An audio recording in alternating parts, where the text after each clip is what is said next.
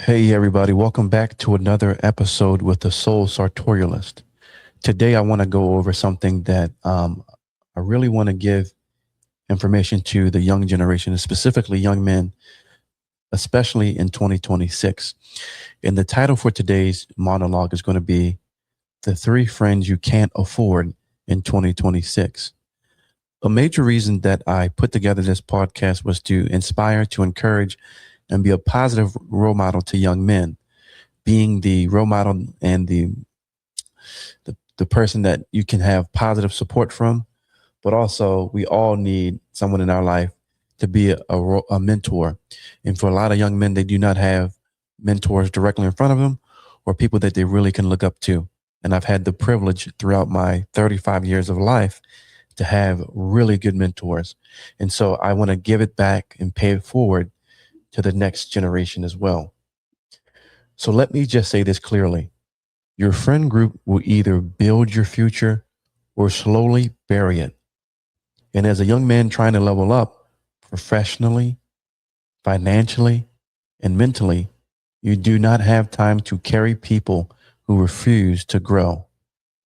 This isn't about being better than anybody.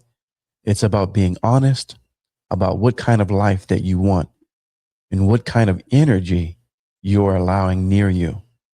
Because in 2026, the world is not rewarding good vibes. It's rewarding the discipline. It's rewarding the structure. It's rewarding emotional intelligence. And it's also rewarding men who can perform under pressure consistently. So I'm going to give you guys three type of friends you have to avoid, or at a minimum, stop letting them have influence over your life. Number one, we're going to start with the emotionally immature, risky, and party friend. We all know this guy. He's always chasing the thrill. He's always outside. He's always on some, let's do something crazy type energy. And look, gentlemen, having fun isn't the issue. The issue is this friend has no balance. He can't switch gears. Everything is a joke. Everything is a moment. Everything is a vibe, but nothing is a plan. And what happens is he pulls you into a lifestyle where you're consistently reacting instead of building. You start losing weekends, losing money, losing focus, losing momentum. And the truth is, emotionally immature men hate structure because structure forces you to face yourself. A man who can't handle his emotions will always chase stimulation, partying, drama, risk, chaos, anything but growth. So here's the standard. If your friend can't respect your goals, your sleep, your schedule, your mission, he's not your friend. He's your distraction. Number two, the unempathetic friend. It's my way friend. This one is dangerous because he might not be loud, but he might even look successful on paper. But emotionally, he's selfish. He's unempathetic. He doesn't listen. Everything is from his perspective. I know we've all come in front of those type of people in our lives. He can't take feedback. He can't admit he's wrong. He doesn't understand nuance. And the reason this matters is because life requires relationship skills. Career growth requires communication. Leadership requires emotional maturity. You cannot become a strong man by constantly being around a man who turns every conversation into an argument or a competition. And I also want to say this to you, young man. A friend who lacks empathy will eventually lack loyalty. Because if he can't understand people, he can't value people. And if he can't value people, he will use you when it benefits him and dismiss you when it doesn't. So the question you should be asking yourself, to my young guys, is he fun? The question is, can he handle hard conversations?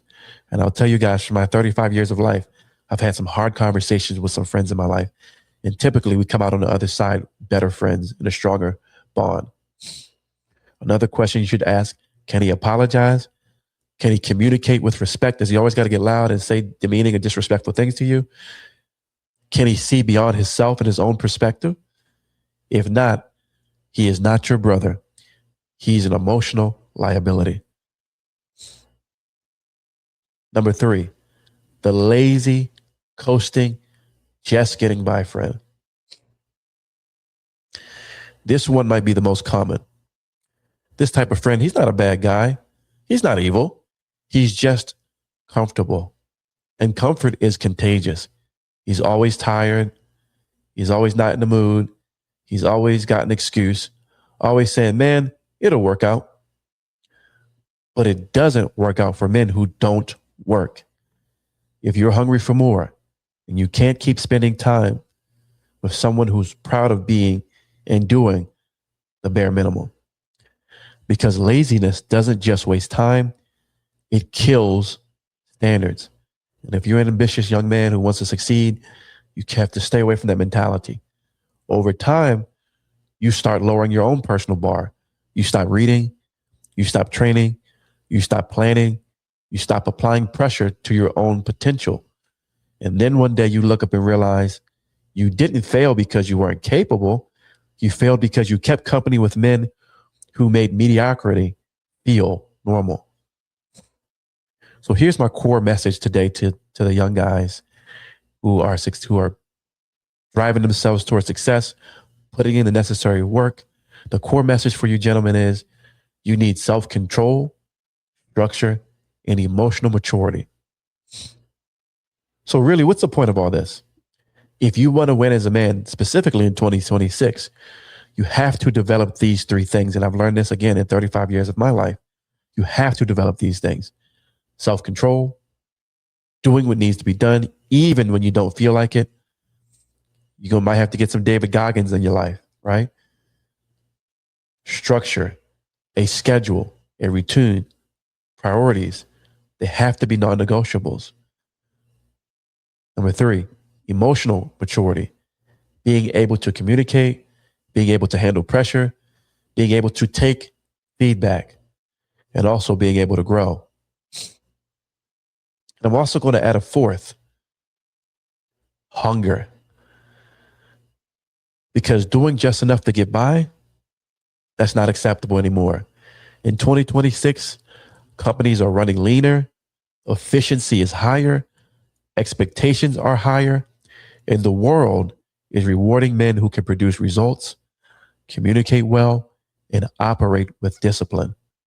So if your friends are anti-discipline, anti-growth, anti-accountability, they're not just different.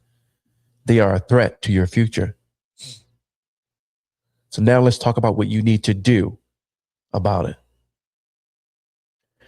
Now, I'm not telling you to hate people, and I'm not telling you to act brand new. But what I am telling you, choose proximity wisely. Here's what you do. You can keep love for people, but limit access. Stop explaining your goals to people who mock them. Spend more time with men who are structured, disciplined, and serious about growth. And if you can't find that group yet, you become that man first. Because once you become that man, you start attacking and attracting. You start attracting that circle. I'm going to leave you guys with this. You don't rise to the level of your potential. You rise to the level of your standards. And your standards are shaped by the people who you allow around you. So look at your circle. Be honest. And make the decision that your future self will thank you for, because you can't build a serious life with unserious people. Gentlemen, thank you for another moment to talk with the Soul Sartorialist. I will be having a link to my website. If you need help or support, or you'd like to have an advisor in your life that can present you some perspective, give you some real life experience, and be a force multiplier in your drive to success and being a successful man, we're here to do it. The White and Simmons Advisory Group, LLC, It's my organization that's helped to develop that, whether that's through coaching, whether that's through developing interpersonal skills, all the skills that a successful, driven man needs to achieve in 2026. I hope you guys have a positive 2026, and I hope that you continue to surround yourself with people who are just as driven and ambitious as yourself.